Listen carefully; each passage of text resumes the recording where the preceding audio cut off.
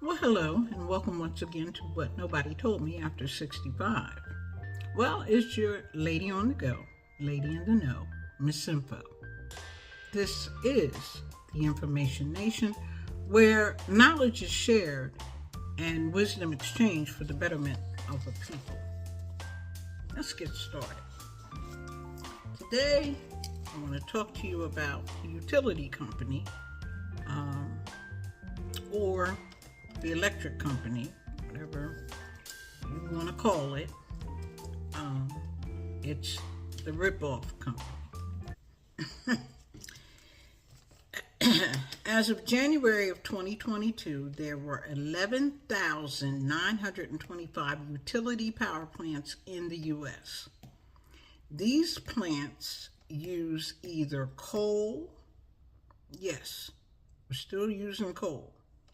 There are 269 coal plants, petroleum, 1,104 petroleum plants, natural gas, over 2,000, other gas, 37, nuclear energy, 55, hydroelectric energy, 1,449, other renewable, and I meant to look that up before I came on, but other renewables, 6,579 other renewable plants. Now, I don't know exactly what that means, but they were the most, so I need to be figuring out what they are. And then other energy, 372. Now, those are the utility plants across the U.S. The average home, the average residential home, uses about 911 kilowatt hours per month. It can be as little as 500 kilowatt hours if you got a little house and a few people in it, or as much as 1,500 kilowatt hours if you have a larger house and a lot of people in it. Average electricity rates in the U.S. are running right around 15.45 cents, almost 16 cents per kilowatt hour. The highest rates are in Hawaii at 44.28 cents, and the lowest is in Nebraska at 9.85 cents. Business rates are typically more reasonable. Average business 8 cents up to 42.2 cents in Hawaii. Rates vary by state. Okay, I know we know that. But there are other factors that go into considering what your electricity bill might be, or your energy bill, because maybe you're using solar energy, but let's call it a utility bill. Some of the factors that go into figuring out how much you pay can be controlled, and some cannot. Changing your habits might lower your rate, but in my opinion, that's a crapshoot. I'll explain that later. Energy suppliers use complicated models to forecast demand throughout the day. Therefore, the time of day affects your rate. Conversely, the time of year affects your rate. Depending on your consumption, in southern states, summer rates are higher. However, the winter rates in the South are lower because the demand is lower. And it's just vice versa for the North. In the winter, the rates are higher based on colder temperatures, as well as, depending on the weather, in the summer, you could be using a lot of energy to stay cool. And finally, geographic location affects your rate as well. The reason is pretty complicated. But the short answer is supply and demand. More supply, less demand, lower rates. Energy deregulation was supposed to keep the rates in check, or is supposed to keep the rates in check. But again, because it's so complicated, who knows if we're getting a good deal or not? Who can figure these rates out based on kilowatt hours? In the Northeast, where I came from, is some of the highest rates, even after deregulation. The states are densely populated with high demand and higher cost of living. Nowadays, you can shop around for service because it's been deregulated.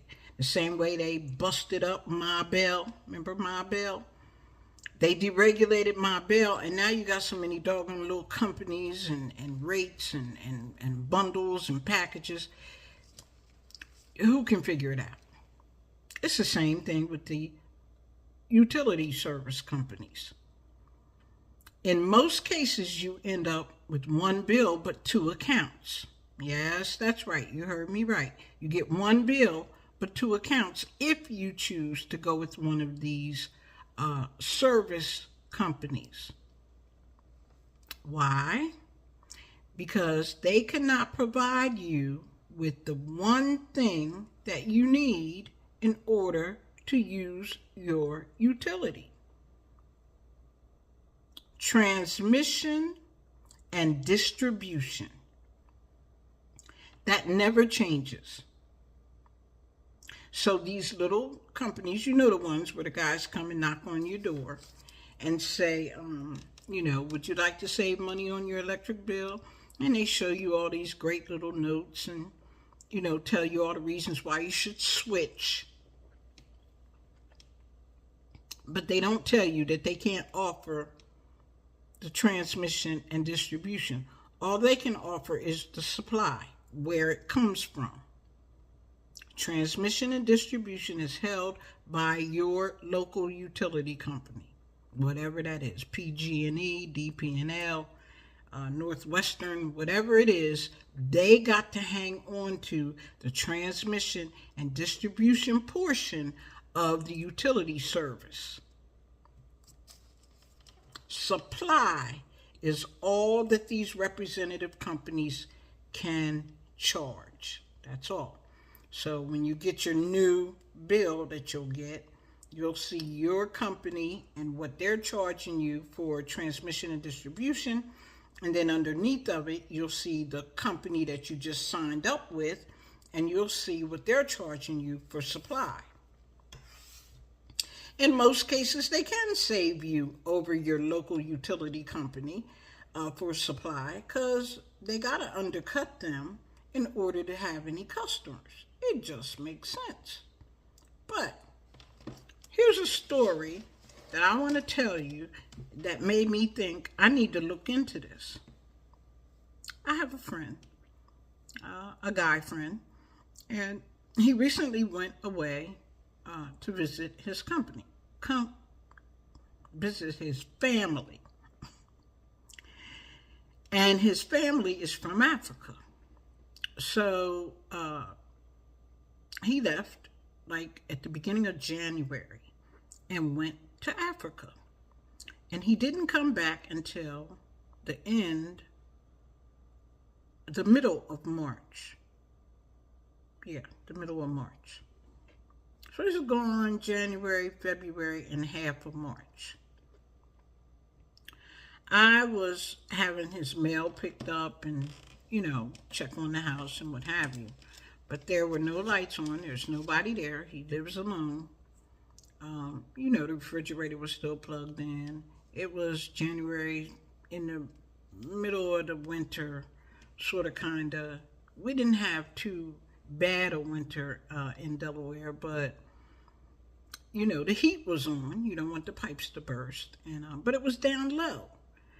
And there was nobody there. So I checked his email for him. check the email and respond to things and let him know, what's going on. And I checked, and he had gotten an email from our local energy provider, which is DP&L, Delmarva Power. And it said in the email that, congratulations, you've used less energy this month than you used last month. Okay, so I got that bill like in February. So January, he was only there 8 days in January. February, he wasn't there at all. Congratulations, you've used less energy this month than you used last month. Really? So before he got back, he got another electric bill. This time, it said you consumed more energy last month than you did this month. So that's February and March. How is that true? He's not even there. Nobody is there. The electric is not fluctuating. We're not turning the thermostat up and down. It's not, doors opening and closing, refrigerator doors opening and closing. I remember my grandmother used to tell me, don't leave that door open, you burning energy. Obviously, if the house don't have nobody in it, they're still calculating based on this model, based on that meter running.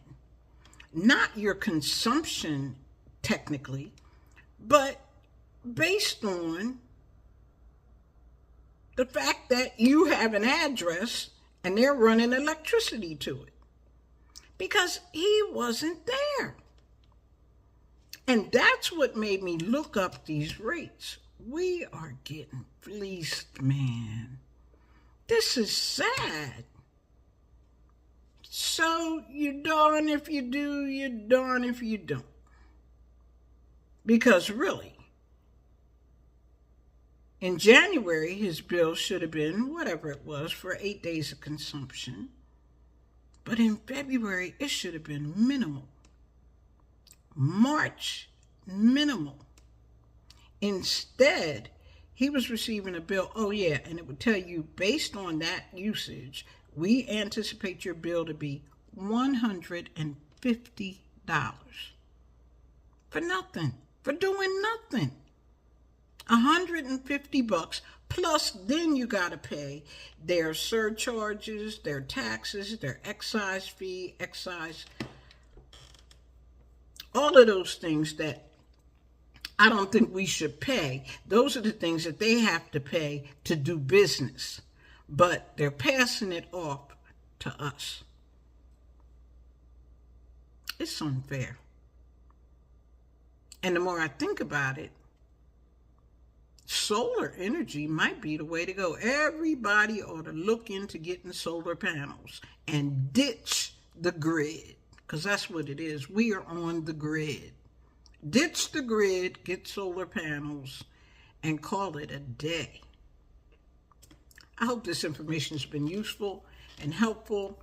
Yeah, I'm uncovering stuff that's really ticking me off.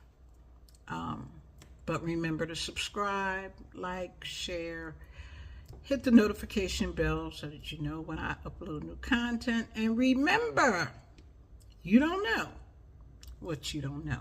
Thanks for listening.